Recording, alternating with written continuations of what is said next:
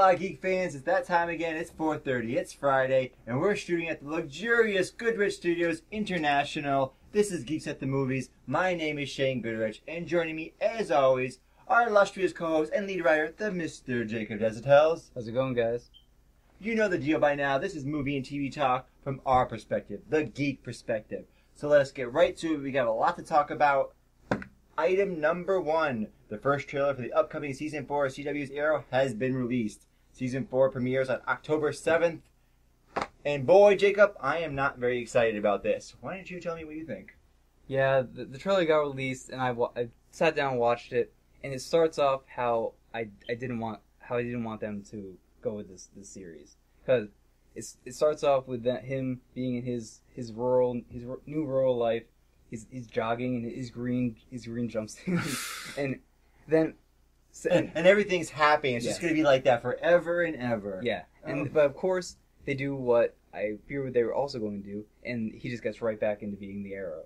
And I didn't want them to do that because I hope they would like learn from their mistakes from season 3, and then it was going to be like, okay, so we have to give a really good explanation why he's coming back as the Arrow, but that this trailer didn't give us that. No. He's like, okay, the city's in trouble. I got to go back and be the Arrow again. We need you, Ollie. Yeah, and in this, what's kind of interesting, I guess, is that he's going to be called the Green Arrow now. I think that's something that, because at the end of the trailer, we see the new villain, Damien Dark, and who's played by a really good actor. He was in Band of Brothers, Desperate Housewives, and so that was really interesting to see him in the show. And then he just goes, but the Arrow's dead, so who are you? And then Ollie goes, you're about to find out. And so I guess he's going to be the Green Arrow now. We're going to the comics.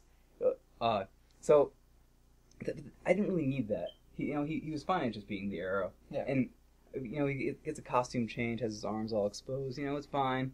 So, but what did you think about the trailer overall? Okay, so there was that original issue you just talked about why did you drive off into the sunset. We knew you weren't going to stay in your suburban lifestyle. That we knew that wasn't going to happen. So I was already braced for that, Jacob. I was braced for the stupidity of them just ignoring it and then bringing him right back into the fold. So I got over that. And then I had 2 other major issues. First off, what the fuck did they do to Diggle? What is up with the Magneto mask? The horrible, god-awful Magneto mask. That Jacob sent me a photo of this, and I thought he was joking. I thought, this is Photoshop. It's so stupid looking. And then I found out, no, it's real. Yeah. What?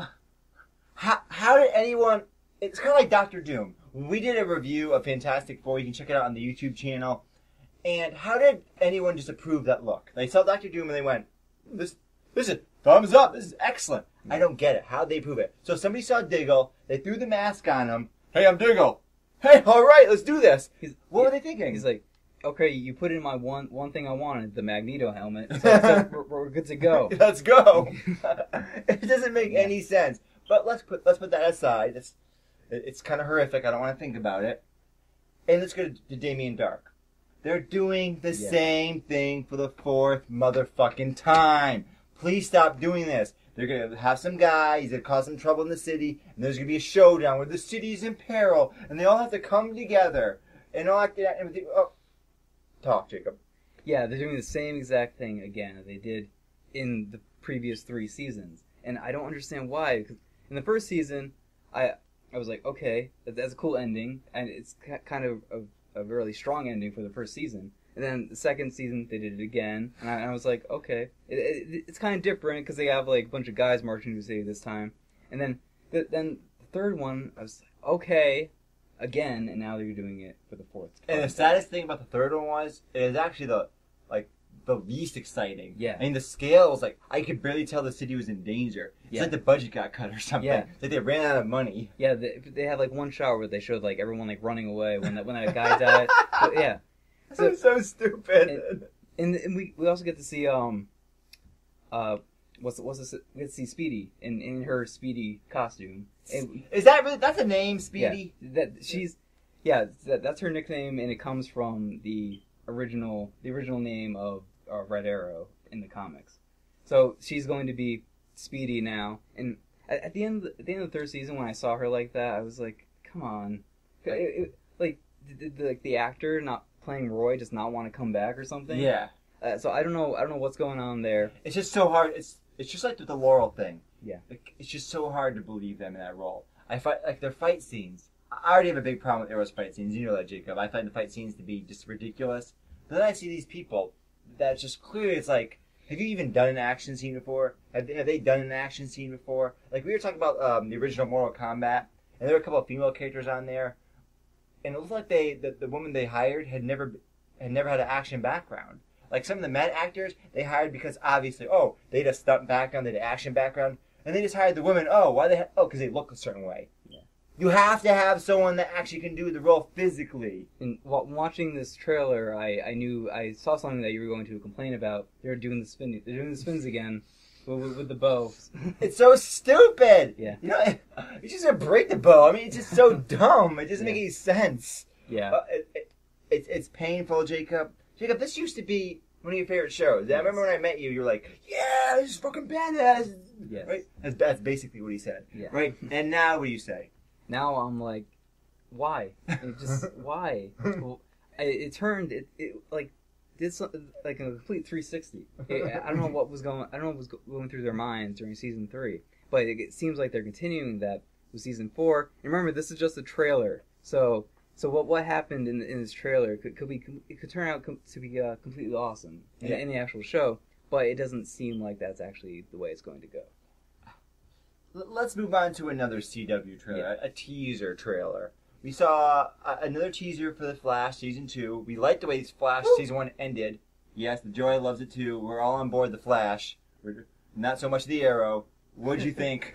What did you think about Flash Season 2 of the trailer? So the trailer was really short. It was only like 30 seconds. But we got a big reveal in it. We got to see Jay Garrick, who's the new the future Flash that we're going to get to see in Season 2. So that was really interesting to see him. And we got to see him in his helmet and everything. So that was all really cool. But we didn't really get to see anything else. But because the Arrow trailer just got released, I'm guessing we're going to get to see the full Flash trailer sometime soon. Because it's released, premieres in like a month. So it premieres at similar time as Arrow? Yeah, they're going to be running concurrently? Yeah, the day before Arrow. So. Oh, it gets released before Arrow? Yeah, they did that last year too. Okay, cool beans. So we're looking forward to Season 2 of The Flash. Yes. We're going to watch Season 4 of The Arrow because we do it for you guys. Now that I'm doing Geeks at the Movies, I have no choice in the matter. I'm forced to watch it. I feel the same way about Supergirl. Supergirl is way better than Arrow Season 3. That's season we'll talk about. We'll talk about it another time. Let's move on to item number 2. A new preview clip has been released giving us our first look at Season 3 of Marvel's Agents of S.H.I.E.L.D. This show didn't start off so well. It got a little better in Season 2, and now we're seeing Season 3. So Jacob, tell me about this. I actually really liked this trailer. I thought it was way better than the Arrow trailer. But because we get to see a lot of like the new Inhumans that they're going to bring in, the Secret Warriors, which you talked about before, and so that's all really interesting. And we get at the very end, we get to see the new villain of the show. Who he looks really interesting, by the way. He has like those weird spikes on the back of his head. So that character, pretty sure his name is Lash. He's basically, he hates Inhumans. He's an Inhuman himself, but he wants to go around and eliminate the Inhumans that he doesn't think are worthy to have gone through Terrigenesis, which is the process they have to go through to get their Inhuman powers. He is the apocalypse of Inhumans. Yeah, basically. Except he's not, 30 feet tall going, I'm the Alpha and I am the Omega. Well, neither is the Apocalypse from the new movie. God. We'll talk about that another time in Geeks Movies. Stay tuned. Check out the YouTube channel. Anything else you want to say about Agents of S.H.I.E.L.D.? Let me ask you this question. I like crossover. Yeah. I like it when there's other stuff all mixed together. You've in the past been a little hesitant about too much crossover, too much references to the bigger worlds. What do you think about more crossover for Agents of S.H.I.E.L.D.? I'm okay with crossovers in the Agents of S.H.I.E.L.D. as long as it's within the TV universe itself. Like that they have crossovers with other shows. Maybe like Daredevil comes in an episode. Or in this new show, they're gonna have two characters from Agents of S.H.I.E.L.D. actually leave and have their own show, Marvel's Most Wanted. which we're not really excited about. But who came up with that idea? I know. I mean, really, who wanted that? I don't get it. Who wanted that? Just the people at ABC. There was the one that wanted. None of the fans wanted No, to see. no fans cared. Yeah. So they're gonna have those kind of crossovers, and I actually like when they have minor characters from the cinematic universe be in the TV shows. Like they have Sith. Yes, I like the way she was in the show. Yeah. So as long as they do things like that, I'll be okay with it. I just don't want the movies to have repercussions from what happens in the show. It's cool if the shows have repercussions from what happens in the movies. I just don't want the other way around. You know, I was thinking about it, like with Sith, especially with Agents of S.H.I.E.L.D. I don't think this would be a problem with Daredevil. It's weird, like, when Sith crossed over.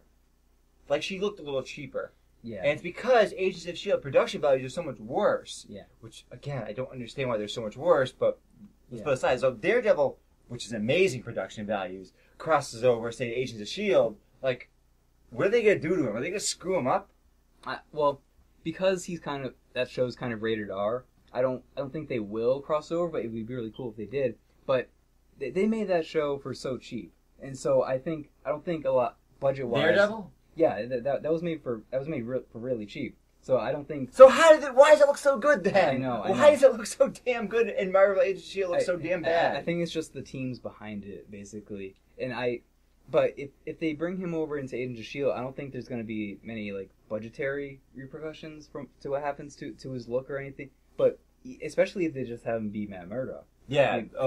That would be actually a great way to have him. Yeah. Have him in a court case. Yeah. Because I wanted to see Matt Murdock doing his Matt Murdock thing, doing his lawyer thing. Yeah. In that was like my only real, I guess, really big issue for Daredevil was we didn't get to see that. It was just him starting up his law firm. Basically. Yes. But all the Daredevil stuff we got was amazing. Yeah, Daredevil, amazingness. Anything else you want to say about Agents of S.H.I.E.L.D.? I'm actually pretty excited for this season. We'll just have to see how it turns out. Medium. Let's move on. Item number 3.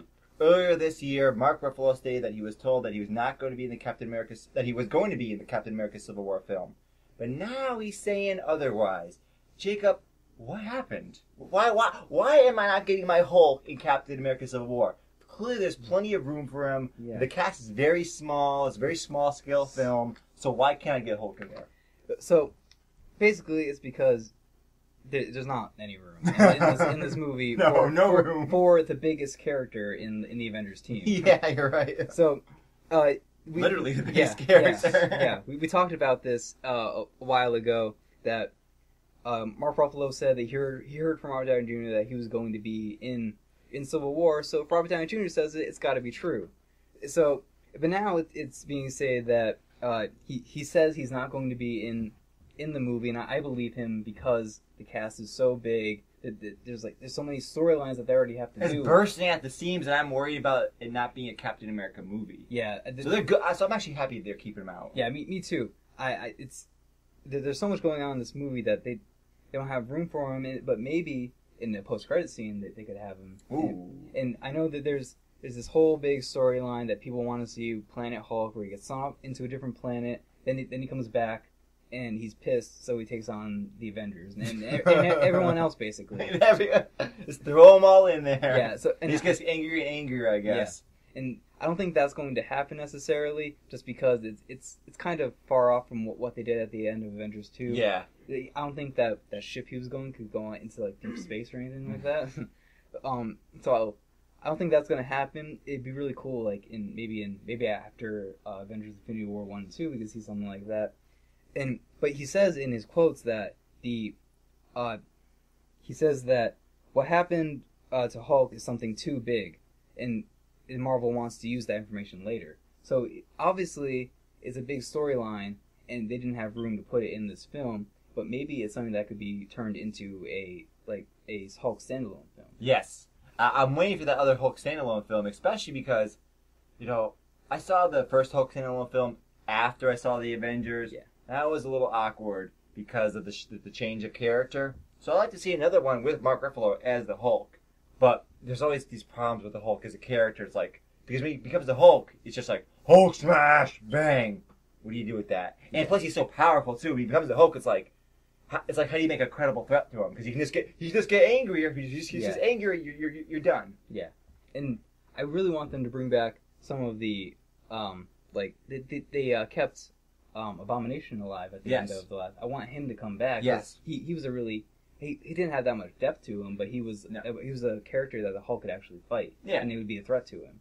And until he gets too mad, but whatever. He'll be a threat long enough. Yeah, and so bring in someone like that, and even the leader, which they had in the first Incredible Hulk movie, they just didn't actually turn him into the leader. He was the scientist that was helping, that was going to help Bruce Banner get rid of the Hulk out of him. So who is the leader? I don't know who that is.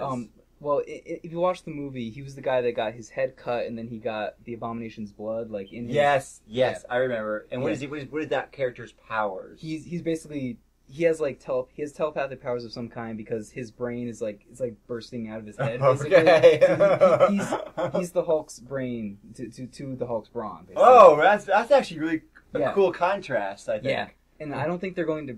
I know they probably won't even have that actor come back. He was in Fantastic Four. He was the guy who got his head blown up by Dr. Doom at the end. So he was in. So he has major roles. Yeah. He's going places. Yeah, but if they do bring in that character, they'll probably get someone, probably a more serious actor to be in that role, a bigger name maybe. So I would like him to bring that guy back though, because I like the continuity. Yeah, and I mean, he was fine. He wasn't bad. He did his job well. Yeah, and what I really want to see in a Hulk movie is them go into the Hulk's psyche, because he has a really interesting background. Like, he had an abusive father, and that made him have like anger issues growing up. Oh, and that's why he turns into the Hulk when he gets the serum put into him. Yep.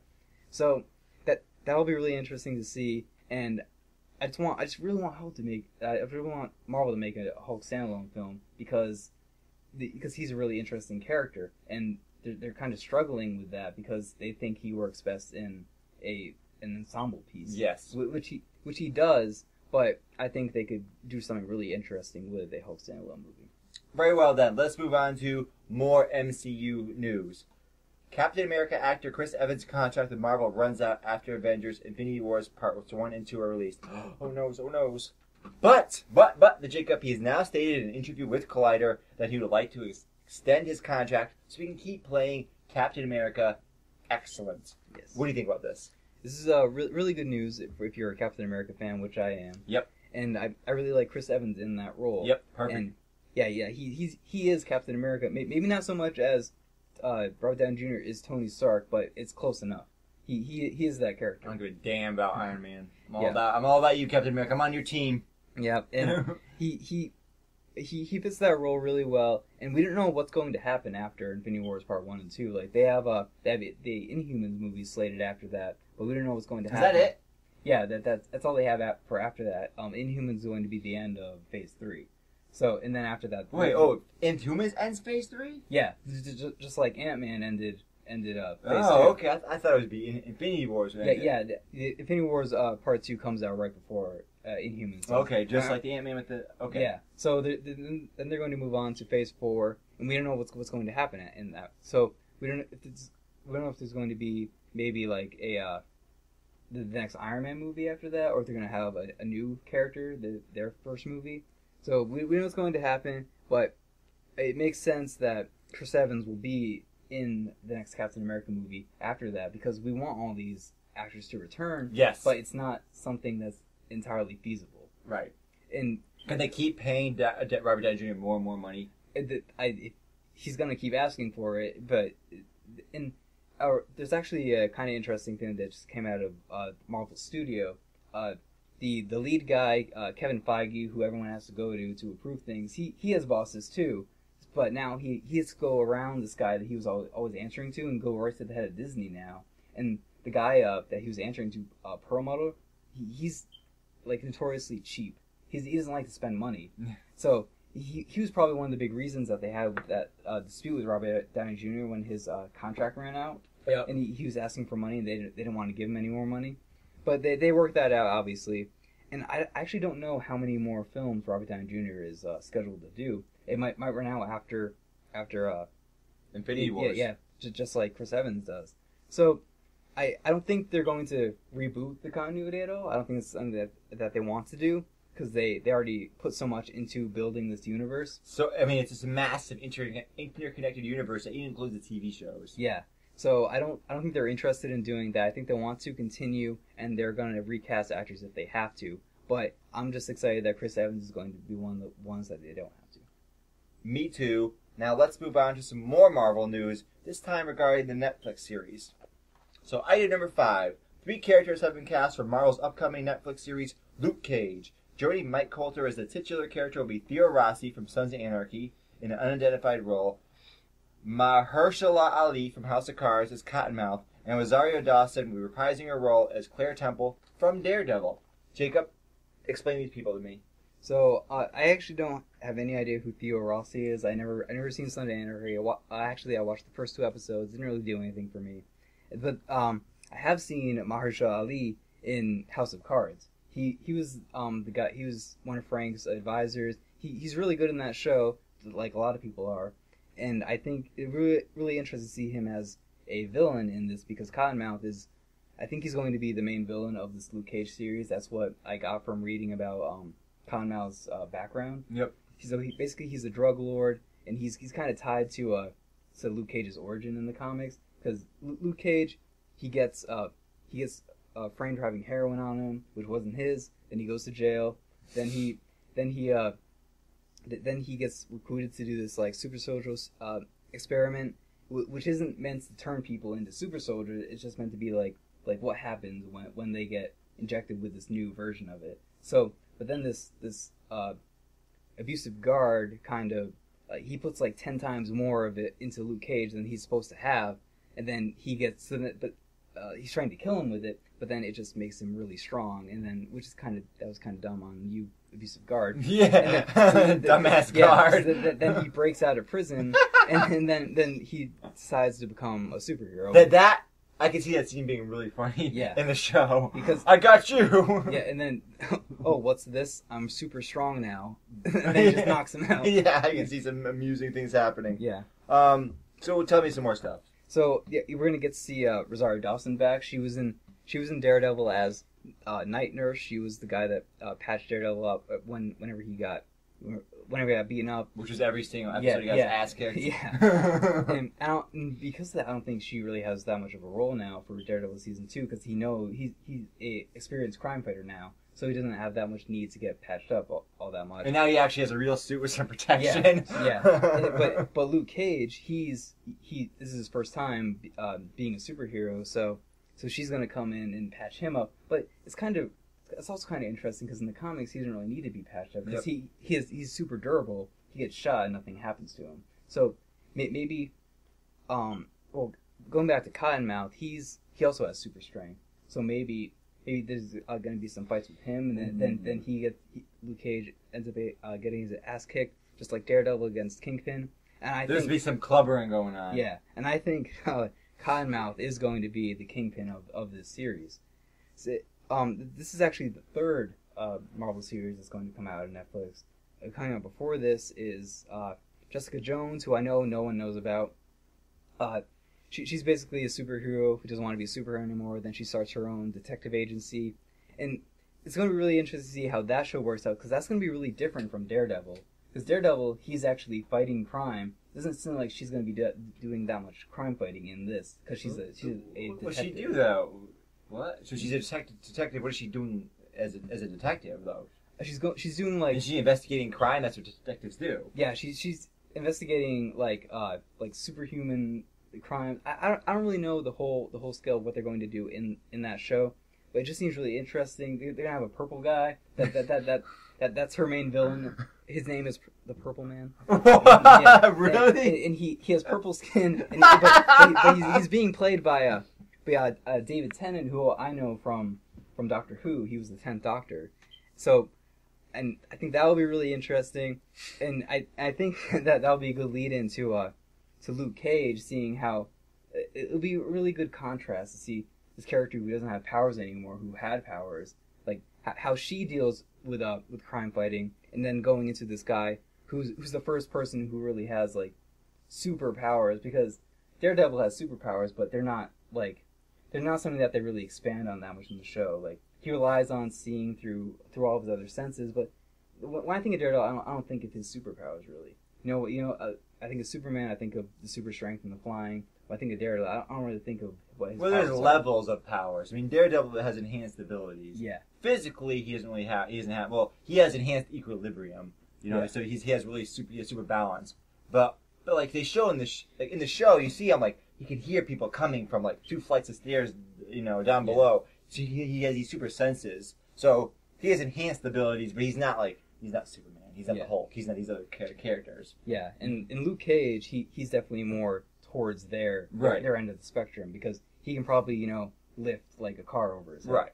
So it's going to be really interesting to see how this show goes about exploring his powers, and I think they're going to really go into like the street level of Hell's Kitchen because he's a character who comes from a rough background. He was from a gang originally. Ooh. So I think that they're going to explore that, and I'm just really interested to see what they're going to do with that. Have we seen anything about these shows? Have we seen trailers? Have we seen pictures, photos, anything like that? We've seen pretty much nothing. From Jessica Jones, we saw this really super boring character poster where she's just standing there in her normal clothes, and it didn't do anything to enhance my excitement for the show at all.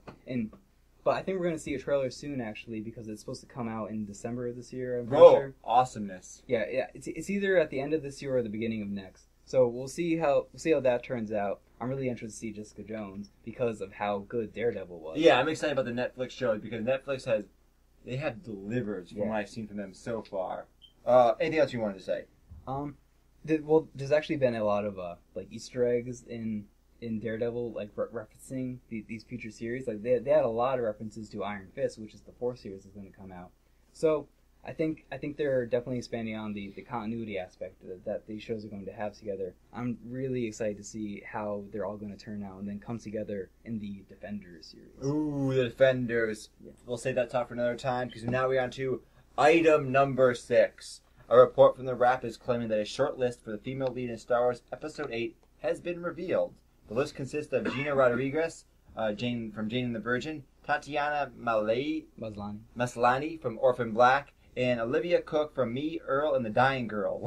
What? Is that the name? Me and Earl and the Dying Girl. I've never heard of it. Apparently, I haven't seen it, but apparently that movie got a lot of critical acclaim. So, I actually know Olivia Cook from Bates Motel. That's a series that's about Psycho, the Alfred Hitchcock movie.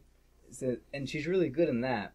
I haven't seen Jane the Virgin or Orphan Black. I actually really want to see Orphan Black because I heard that show is really awesome, and she plays like 20 different characters in it. I've heard about that. Yeah, so that I think Tatiana Maslany is going to be the actress that's going to be the front runner on this list, just because she's already shown how much range she has, and I think that just from Orphan Black, she shows that she can pretty much play any kind of character. And Gina Rodriguez, I haven't seen Jane the Virgin either, but it's definitely more of a comedy show. I've seen like some of the previews on the CW of her, but nothing about her or Olivia Cook really says Star Wars to me. But Tatiana Maslany is the one that I want, even though I haven't seen that much from her. But I've seen Olivia Cook. I just don't know if she can have a female lead. I don't think she can handle that yet, but I don't know. I haven't seen the movie she was in. After I see that, I might say, yeah, she can definitely do a Star Wars lead female role. But what do you think about all this? I thought they already had a lead for Star Wars. Yeah. So I'm a little confused about this. Don't they have what's her name from Episode 7? They have what's the actress? Tell us in the comments below. But you know who we're talking about. She's the actress that has the staff in every single promo that we've seen so far. So what's up with her? I think that it's just going to be another female role. I don't think they're replacing her. It's just another major character, in other words. Yeah, I don't think she's going to die in Episode 7, but we don't know. She might, but I don't think that's the case. I think that she's going to be around, but they just need another female lead. They have multiple male leads in all these movies. That's true. So why can they have multiple female leads? So I think that's just the case with this. But I definitely want to see Tatiana Maslany in this role because of all the things I've heard of her from Orphan Black. That I really want to start watching that show because I've just heard that it's amazing. Just because she's playing all those characters, what style of show is Orphan Black? It's kind of like a psychological really low sci-fi kind of show because like there's all these clones of her that are running around that have their own lives. Okay. And like she plays like the suburban mom in one setting, then I guess kind of like a college student in another setting. She knows what she's doing in these roles, and I think that she can really bring something interesting to the next episode of Star Wars. I don't know anything about these women, so I couldn't say for sure, but that really intrigues me just to see someone playing so many roles in one show production. Right now, though, I have a hard time really even thinking about Star Wars Episode 8. It's like, it's not something that's really in my mind. I'm thinking about Episode 7. Is Episode 7 going to deliver? Is it going to give me the Star Wars that I want? I don't like the prequels. I think they're terrible trash. The originals are good, but I was soured by the prequels. Jacob, so let's push this aside. Are you still excited? Are you still on board the hype train? Yes, I'm still really excited for Star Wars Episode 7. I was saying that like it's gonna be so awesome, and you're like it's gonna be another prequel. Like just watch. And I'm like, no, don't say that to me. 7 comes after 6. Yeah. But what? What? No, so it's not gonna Yeah, be a prequel. yeah. Exactly. It's a very good point. And yeah, so and then with episode, they've already done so much with the future movies. I think they have really a lot of faith in Episode 7. They already have the directors for it. But the thing is, you say they have faith, but the prequels made plenty of money, so of course a lot of faith. Yeah. Right. So who cares? It could be garbage. We'll make some more garbage, and they'll eat it up. I have a lot of faith in the team though behind it because this is the first time that fans are getting to make Star Wars movies. That they're actually people that are really that like their whole lives revolve around Star Wars, and they get to make a Star Wars movie now. And we talked about J.J. Abrams like being a fan and like not getting so into it that he's gonna ruin it. No, and he's already made pretty good Star Wars style movies anyway with the Star Trek movies, which I think aren't really Star Trek in the traditional sense, but they remind me of Star Wars. So I think he is the right director, and I think it looks good so far. As the Joe I mentioned, these aren't actually prequels, they're sequels, so it's already a good thing. I'm excited. Anything else you wanted to say about, I don't know, what the hell we're going to talk about when we get to the Geek Talk? I'm actually really excited for all. If this shortlist is a real shortlist, these are all really good actresses, and I'd pretty much be okay if any of them were cast in a new episode. Hamtastic. Well, folks, we have now reached that part of the show that we like to call Geek Talk.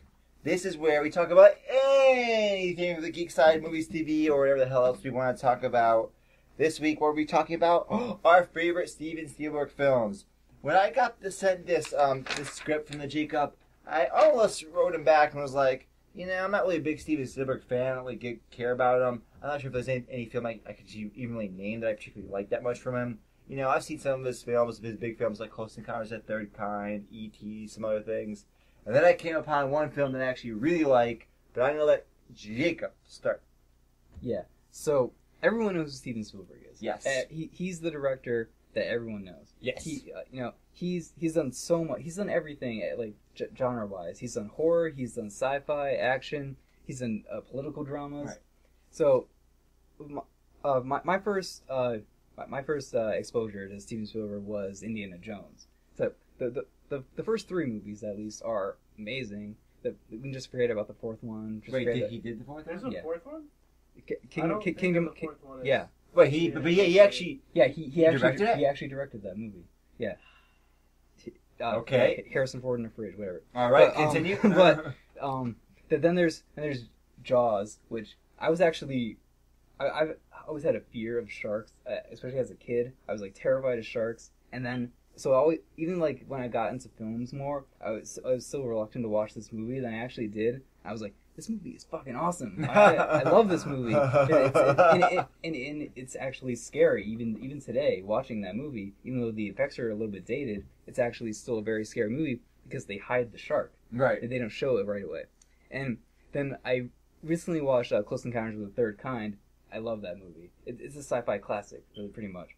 And then he did so much. Like he has his more serious films, but I haven't seen a lot of his more serious films. Like he did Munich, he did Schindler's List, Lincoln, all those more political movies. I haven't seen that many of them. I have seen Lincoln though, and those aren't really what I think of when I think of Steven Spielberg. I think of his sci-fi movies, his adventure movies, because that's what I was exposed to first. Especially E.T. That's another classic that he did, and I love that movie too. But what is your favorite Steven Spielberg movie? Well, let's let me get out of the way that I actually am not really interested in all those films' names. Close Encounters of the Third Kind, Jaws, none of the Indiana Jones films, all those classic Spielberg stuff I don't really care about. But I like his more serious films. So I liked Lincoln, had Daniel Day-Lewis in. He's fucking amazing. So, but I really liked Schindler's List. This was the movie. One other movie popped in my head, which I'll mention in a moment. But Schindler's List is the one that made me go, let's do this episode. Schindler's List is a masterpiece of filmmaking. It's a cinematic masterpiece. Unfortunately, I haven't seen it. Right. The Jacob, you should be ashamed of yourself. I know I am. This is a cinematic masterpiece. Liam Neeson. See, I talked to Jacob about how I knew Liam Neeson from his serious roles earlier in his career, from his background in these serious films like Schindler's List, like Rob Roy. There's some other more obscure ones from the 80s I've seen him in, like this one with Robert De Niro, this historical drama. Right, that I knew him from, and Jacob's like, well, I only know him from his shitty action movies, like Tekken, right? And Schindler's List is the quintessential film with Liam Neeson, serious drama. It is really well done. It follows the story of Oskar Schindler. He is this German factory owner during World War II, who at first he just wants to make money, so he's just exploiting the war. He's like, oh shit, there's a war. Now I can make some money selling shit to the German government. But then eventually he kind of discovers like, wow, this is really horrible. What the hell are they doing to these people? This is terrible. So then he instead of being a real war manufacturer of ammunition, he fakes it. He hires Jewish workers. He gets them off the train to Auschwitz. He takes them off the train and says, oh, I need them for my factories. I need them to make all this shit. And all the shit is all broken and messed up, and it's never going to go fund the German war effort. So he wastes his whole fortune just to perpetuate this scam to save these people. And he ended up saving like over 1,000 Jews' lives.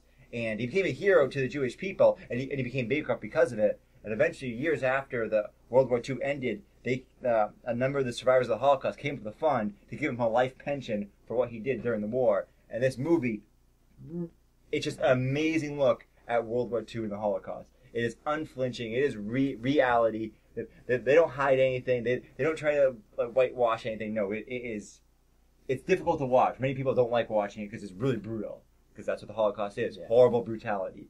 And Steven Spielberg, he nailed it. And Liam Neeson nailed it as Oskar Schindler. And like I mentioned, Lincoln, another serious film. I don't think the film to me was a little uneven, Lincoln. But Daniel Day-Lewis as Lincoln was so good. Yeah.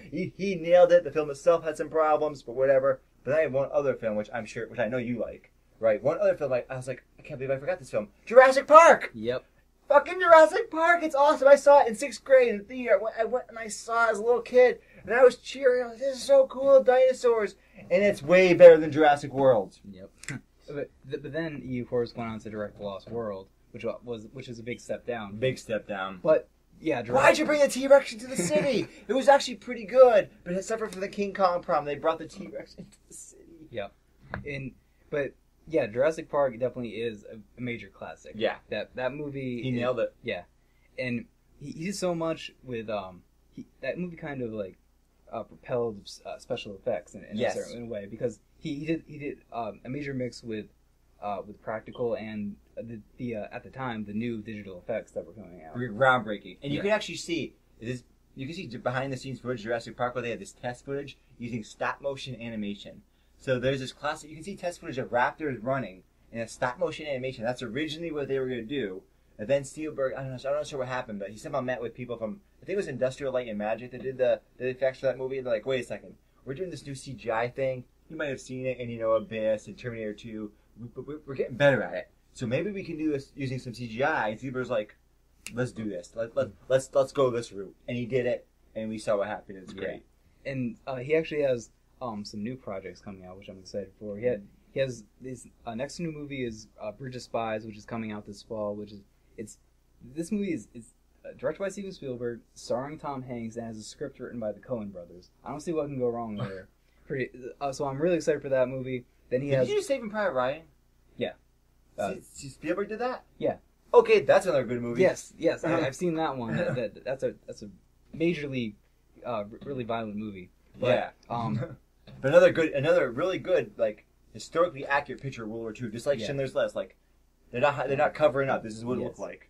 And then there's he has this movie called the BFG coming out, which stands for Big Friendly Giant. I think of it as Big Fucking Giant, but it's gonna be a fantasy film. It's based on a children's book. Then after that, his last movie he has on his list is it's called Ready Player One. It's based on this like critically acclaimed book. It's gonna be a sci-fi thing. It's about these people that go into the game and they have to like live the game. So I think that's really interesting. I'm really excited to see what Spielberg brings to the plate later on in his career, just because of all the amazing movies that he did in the past.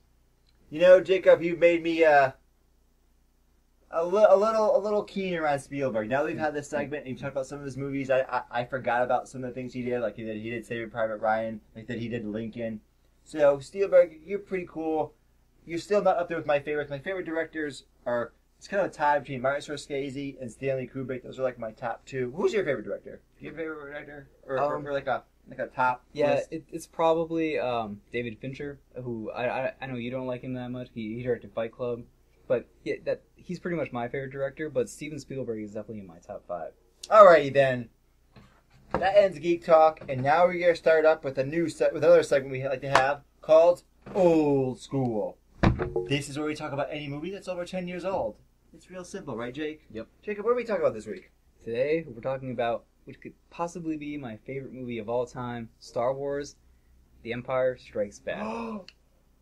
Yep. So, I want to know what you think about this movie first, just because I have so much to say about it, and I know you're not the biggest Star Wars fan. I want to know what you think about this movie. So, let me talk about the original Star Wars trilogy. The first movie, I actually am not that big of a fan of. I don't think it's a bad movie like that. I think the prequels are bad movies. It just is not that exciting to me. Empire Strikes Back is awesome. Yeah. I really like Empire Strikes Back. I really like how they balance like the kind of the campiness of Star Wars, the inherent campiness of Star Wars, but with like a serious tone. And from that opening scene when like you see like Luke, he's on this thing, boing, boing, boing. Like they had so many more creatures. That's one of the things I like. They had like cool creatures. They had all kinds of like over the top effects. They had those, what do they call, the AT-AT, the AT-ATs? I'm not sure what they call. I was just when I was watching when I was young, I was memorized by all these giant explosions and battleships and Imperial Walker thing. Like I didn't know what all it was. I'm like, what is that? What is that? What is that creature? That's what I really loved about it. The original Star Wars, it was a little smaller scale. They didn't have a big. It was like $10 million budget. They didn't have a big budget. They took it to the next level with Empire Strikes Back.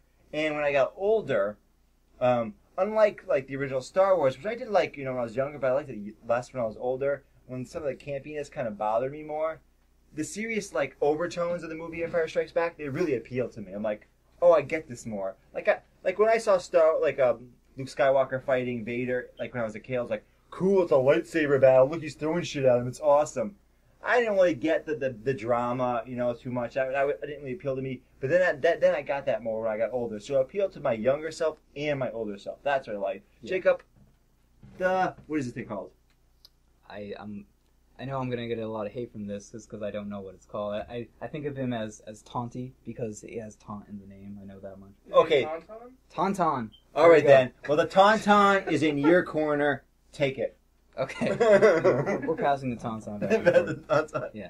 So, like I already said, this movie is possibly my favorite movie of all time, just because I love Star Wars so much, and this is basically the quintessential Star Wars film. Yeah. Because everyone thinks of the stuff from the first movie, like the Death Star blowing up, all those really grand scale things, which is on a smaller scale movie, yes. And then this movie just expanded it. Exactly. It made it so much more bigger, and you got to see so much more, like so many more sectors of the galaxy. Yeah, and then you got to see Cloud City, which was my favorite part of that movie, especially the fight with that that Luke has with Darth Vader. It's great. I love it. Yes, and then it has the biggest plot twist of all time. No, I am your father. Everyone, like, even me as a kid, and I knew it was coming. I knew it. I was like, holy shit! Hey, it's his father. I can't believe it. As like an 8-year-old, I said that. Yes. And then, but this movie just brings so much to, like, for the fans. It has Boba Fett in it. He doesn't do anything, but he's just standing there looking awesome. Yeah, exactly. That's all I need. Yeah, that's all I need. That's what he does best. And then it introduces Lando. So many great characters. It's a larger scale. That's what the big scale. Because Star Wars feels to me like it should be big scale. The original Star Wars, because of budget constraints, is not as big scale. Yeah, and you get to see we get to see our first look at the Emperor in this movie, and there's just so much, and I can't even think of everything that happens in this movie. And probably besides Cloud City, my favorite part is on Hoth when he's riding this thing, and then he gets trapped by the ice giant thing. And it was just so like, it was kind of like, it captured the magic of Star Wars. And when he's reaching out for the lightsaber, yes, that's what he's trying to use the Force to grab that lightsaber, and that's the thing I like. That they show his Force abilities grow, because in the first movie he can't do it; he can barely use the Force. In the second movie, he can just use it when he's in trouble. And then in Return of the Jedi, like, the lightsaber gets knocked out of his hand, whoosh, he just brings it right back instantly. Yes, like, he shows his progression as a Jedi. I really like that. Yeah, and then of course we forgot one character that they introduced, Yoda, in this movie. He goes to Dagobah and he trains for Yoda. That was so good. And then there's that scene that everyone seems to be really confused by, where he goes into the cave and he faces Darth Vader in that cave, and then he decapitates Darth Vader, and then the helmet explodes and it's Luke inside the helmet. Everyone was really confused by that. I think that's a really interesting scene, because it can be interpreted in different ways. And I think what I interpreted of it was that he sees himself, and he doesn't want to become Darth Vader. Right. That's what he's afraid of, becoming a Jedi. And then later on, of course, it's foreshadowing, because he learns that it's his father. So see, there's some good writing there. I just yes. say, like, the prequels just lost all this. All like they said, forget it. We'll have the spectacle. No, writing, who cares? Yeah, and with The Empire Strikes Back, it's such a like a spectacle in its own sense, because when he's on Hoth, there's that scene where Han has to go out and find him. Then he cuts open the tauntaun. He says that line. I thought they smelled bad on the outside, but that just in that small scale, it was still like, holy shit! Like, this is amazing. And he's just like shoving a guy inside an animal. But so amazing, Jacob. So amazing. I know, but Jacob, you can go on and yes, on about the Star Wars, but is there anything else you wanted to say before we wrap up? Because we're closing in on time. I just want to say, if you haven't seen Star Wars, first of all, shame on you, and second of all, go and watch it. This is Geeks at the Movies. Yes. You're a geek. Why didn't you already watch? You have to. I know. Just forget about the prequels and just start from Episode 4, which was originally just called Star Wars. Right. So we love Star Wars here. I know I'm the more resident Star Wars fan, but we're going to keep talking about Star Wars as news comes out, and just because we love the original so much. And we're going to go see the new Star Wars film. We're going to give you reviews. We're going to be in the car. We're going to talk about it. We're going to go on and on and on.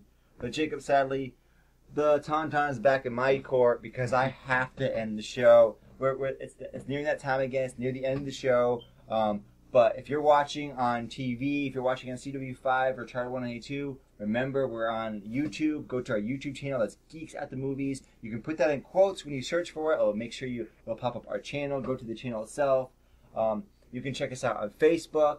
You can Twitter us. Tweet us at Geeks at the Movie. Get rid of the S. There's a 15-character limit, so it's Geeks at the Movie. Get rid of the S.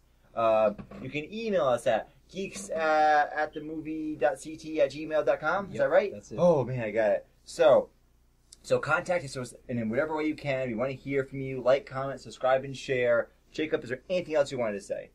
Just what he said. Alrighty then. So, my name is Shane Goodrich. This is Jacob Desdales. Wait, no, you're supposed to say it. Say it. Jacob Desdales. And we've been Geeks at the Movies. But we say what we want here. We do what we want. Ooh, this is that straight legit stuffed animal. What is that thing? This is a tauntaun from Star Wars. I thought they smelled bad on the inside. Ooh, look at it traversing the epic landscape. Ooh, it's impressive, folks. We do so many awesome things here. What else we got here? Yeah, Jacob?